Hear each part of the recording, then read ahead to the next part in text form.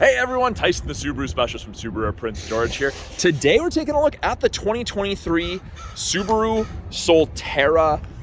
This is the base model, so this is the entry level. This is not with the luxury package or the technology package. This is the standard entry level model.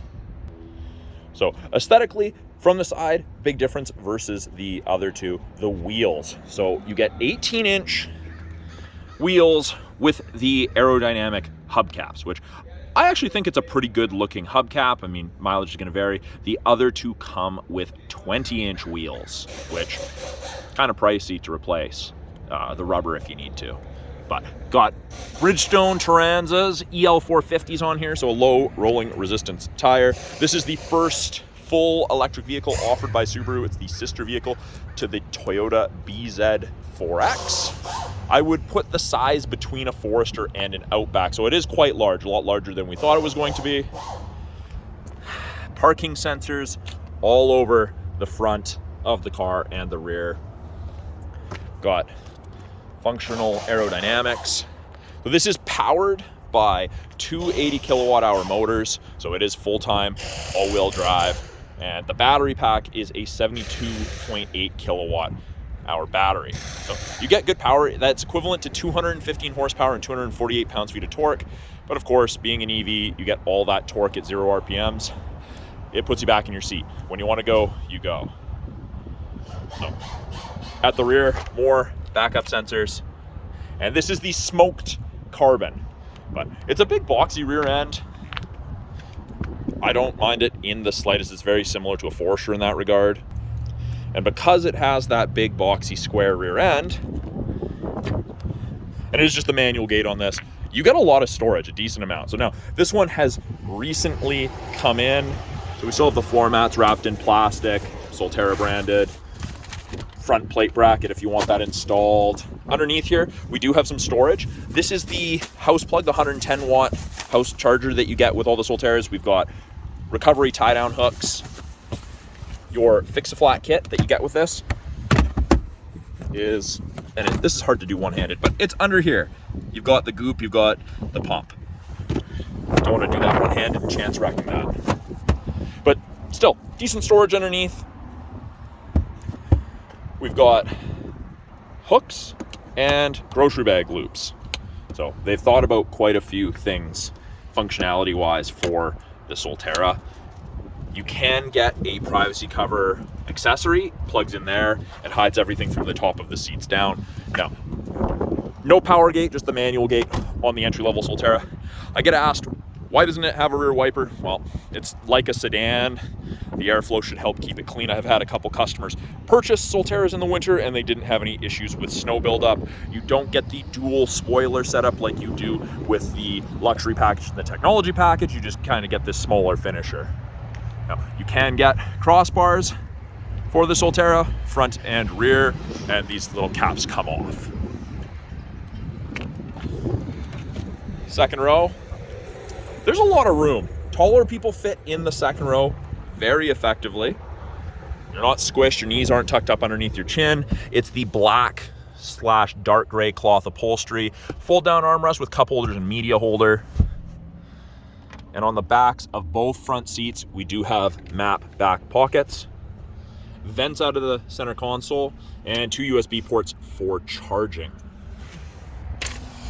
On the door speaker, we've got two bottle holders, piano black, soft touch upholstery, great armrest for passengers. We do have a child lock. Push down to activate it. It is a proximity key, so the key fob looks a little different than the standard Subaru key fob you would see. It's very much the Toyota key fob. Still has a key in it. We've got AC hold. You can pre-climatize the interior of your Solterra, kind of like a remote start. EV door. We've got our house plug in our level 2, and then of course we do have the level 3 capability as well. DC level 3 quick charge. So to lock it, so long as the key's on your person, it's locked. Wait a second, put your hand in the handle, and it unlocks. Door card looks very, very similar up front as it does in the second row. Soft touch materials, the piano black, the window controls, the window lock button, your power mirror adjustment. Bottle holders are kind of split, a little bit more storage there. Seating material is the same. It's that same dark gray cloth. Very similar style seats to those in the new Crosstrek. And the seat is height adjustable on a pump system. You can pump up or you can pump it down if you want to sit lower. I've spent a little bit of time in these and I do find these seats rather comfortable. Of course, mileage is going to vary depending on what you're comfortable with. We have auto high beam assist. We have the ability to open the hood. I'll show you guys under that in a minute. On the inside, 7-inch digital gauge cluster, foot on the brake, and it comes to life. And we get this nice little Solterra animation here in a second. It's not going to do it this time for me. Steering wheel. Now, this was something that took me a little bit to get used to. It doesn't raise up far enough for me to look through here like a traditional vehicle. I end up with this sitting in my lap and all the way out. It's kind of like driving in a video game in that regard. Your adjustment is down here, locked in place, can't adjust it. Steering wheel is a little smaller than most out there. We can go through several different menus and use that to access that. And you can change things for adaptive cruise, your audio, you got your trip. You can turn off some of the safety systems if for some reason you didn't want them on. And then if you get a warning message, you'll see. So really nice having this digital gauge cluster. It's easy to read. You have your estimated kilometers to empty on the right there. You have your power gauge and your charge. So that'll show up if you're using regenerative braking. We've got volume controls, voice controls. Right-hand side, we have our lane centering and our adaptive cruise, the distance. And then, of course, mode changes your audio. I'll turn that down right now.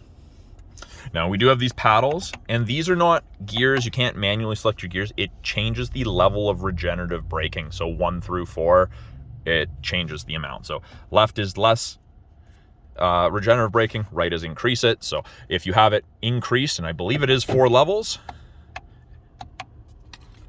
we've got 4, 3, 2, 1 levels of regenerative braking. So the more aggressive, the faster you're going to slow down. So it is kind of like gearing down, but not quite the same. Wiper. Small screen in comparison to the 12-inch one you get in the luxury and the tech. This always pops up when you first log in when you don't have it set up, but it is all touch. Got vehicle settings, charging schedule, hook up your phone to Bluetooth, your music, and then there's a lot of settings you can play with. This is also our backup camera. When you put it in reverse, it does show you the top of the bumper there, so you have something to relate to, which is handy.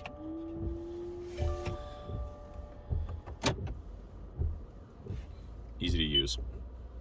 Below that, we've got our climates, our heated seats. Set it to auto, or you can manually select the temp. So you've got technically 4 modes of heated seats for the front driver, front passenger. Climate, you can set to eco.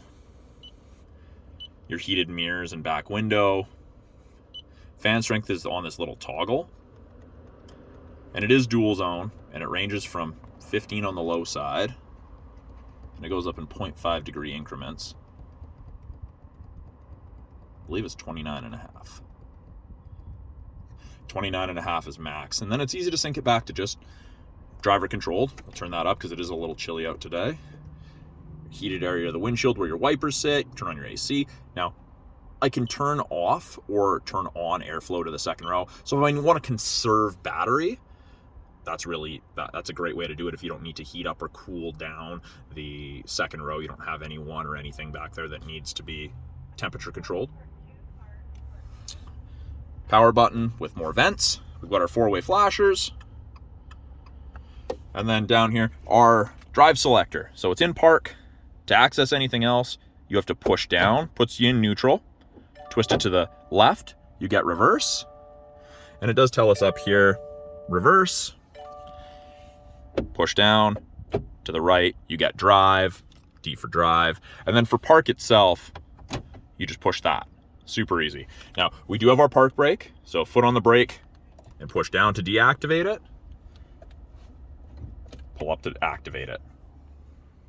Now, if I put it in drive, it automatically turns off the park brake, and if I press park, it automatically engages the park brake. We've got auto vehicle hold, brake hold, and of course a lot of these settings I can't show you without being buckled up. Safety things. Put it in drive. Let's press hold. Now, I'm in drive. My foot's completely off the brake right now. I'm not touching the brake. I'm not on the accelerator, but I'm in drive and it's holding us. I just tap the gas, off we go. Or the accelerator, I should say, not gas. Sit on the brake long enough and it continues to hold. Turn that off, put that back in park. We've got drive mode, so 3 different modes. We've got power mode, so you're gonna go faster sooner, but you're gonna get less range.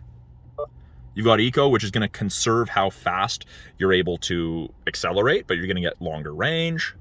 And then you've got normal mode for everyday driving. I have quite a few people that drive around in eco mode, and they're very, very happy with the range that they get out of their Solterra. So they are rated for 360 kilometers, and people are very happy with the range that they're getting real world. We've got X mode, dual function, snow dirt, deep snow mud. Now that is kind of like 4x4 low in a pickup.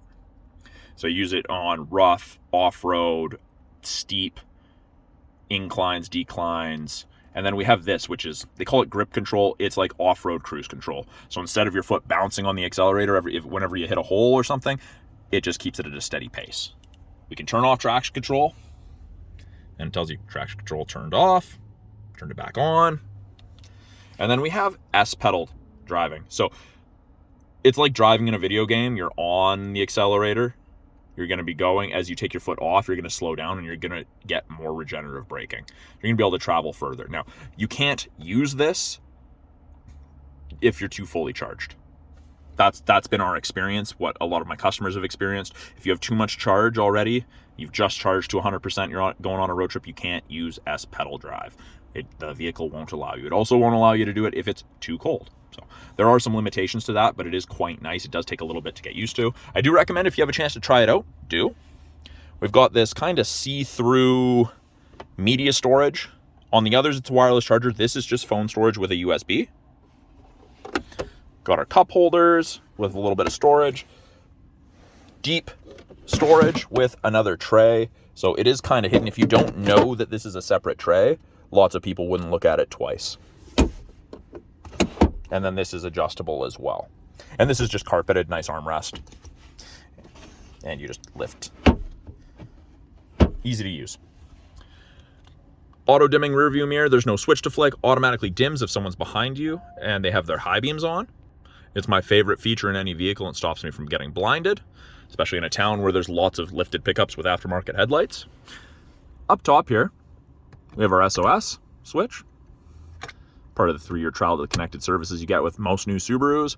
We've got our lights, which I do really like that. I think that's a great accent there. Map lights, you can have it set to door. So light's not on, turn it on. It'll turn on whenever a door is opened. Turns off when you close it. And it is the nice dark headliner.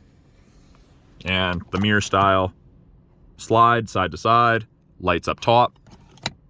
Light shuts off when you close that. And you've got an extender if the sun's directly at your left or right. And both driver's side and passenger side visors are like that.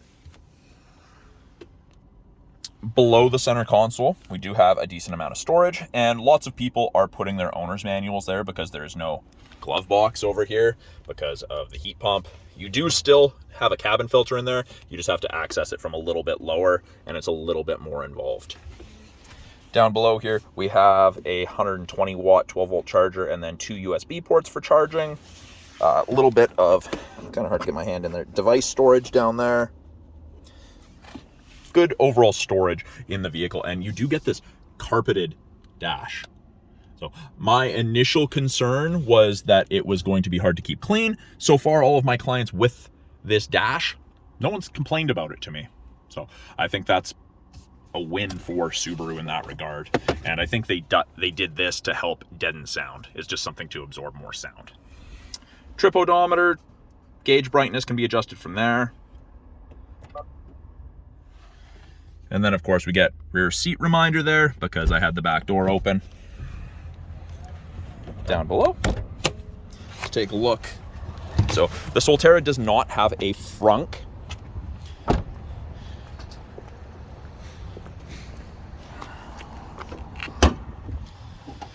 But there's a lot going on under here. Your traction battery, coolant, washer fluid is really going to be the only thing that you're going to touch as a consumer. Got our fuses, secondary 12-volt battery to help run accessories. Yeah, that is a quick look at the 2023 Subaru Solterra base. Something I didn't mention, all of the Subarus in the lineup have 8.7 inches of ground clearance, which equates to 220 millimeters. The Solterra is a tad lower with its minimum ground clearance because of where the batteries sit.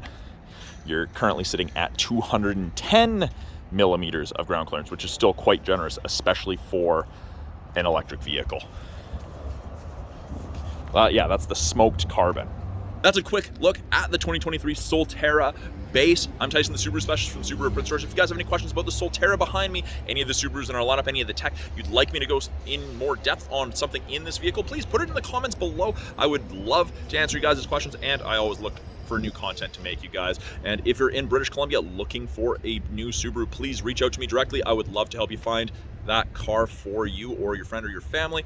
We're one of the smaller dealers, but we got a decent supply of cars, and a lot of the time our wait list is a lot shorter than the bigger centers. So again, Tyson, the Subaru specialist from Subaru Prince George. Thanks for watching. We'll talk soon.